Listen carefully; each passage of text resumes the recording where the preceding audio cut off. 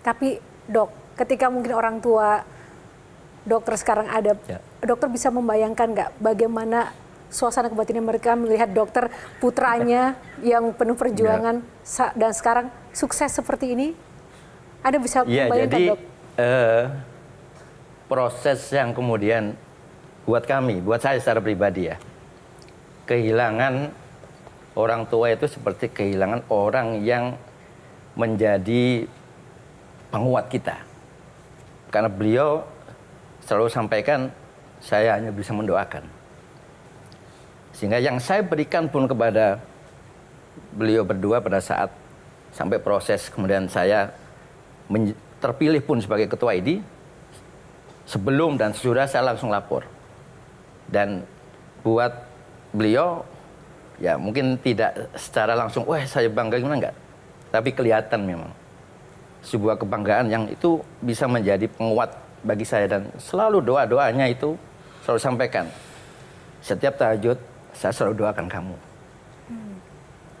Dan itu sekarang nggak ada lagi. Dan dia tidak tahu bahwa cincin kawin itu dijual? Saya sekolah spesialis 5 tahun. Selama 5 tahun itu, saya tidak pernah pulang lebaran. Tidak pernah pulang? Karena saya nggak punya uang untuk pulang lebaran pada saat itu. Itu tahun berapa sih dok? 2005 sampai 2011. Tidak pernah bertemu dengan keluarga selama? Ya hanya komunikasi per telepon saja. Tapi nggak pernah pulang karena ya memang saya nggak pernah pulang bawa keluarga ya maksudnya. Karena kalau kadang ada acara Surabaya saya mampir itu. Tapi kalau kemudian membawa keluarga itu benar-benar pada saat selesai sekolah spesialis baru saya bisa membawa keluarga untuk pulang. Lalu bagaimana sekarang keluarga dokter, keluarga inti dokter, istri ataupun anak-anak yang tahu perjuangan dokter dan melihat dokter sekarang sudah di titik ini? Ya buat istri dan anak selalu mengatakan bahwa ini adalah beban, ini adalah amanah. Jadi saya bilang, saya akan bisa menjalankan amanah ini kalau ada dukungan dari istri dan anak. Karena orang yang paling sering saya tinggalkan, karena tugas-tugas yang saya lakukan adalah mereka. Ini ya dok ya, ini istri dan putra-putrinya ya dok? Ya. Boleh diceritakan ini kapan dok? Ini baru aja kemarin anak pertama, alhamdulillah sudah lulus dari ITS di Sekolah Manajemen Bisnisnya. Apakah ada yang menjadi penerus menjadi dokter? Yang nomor 2 arsitek di UI.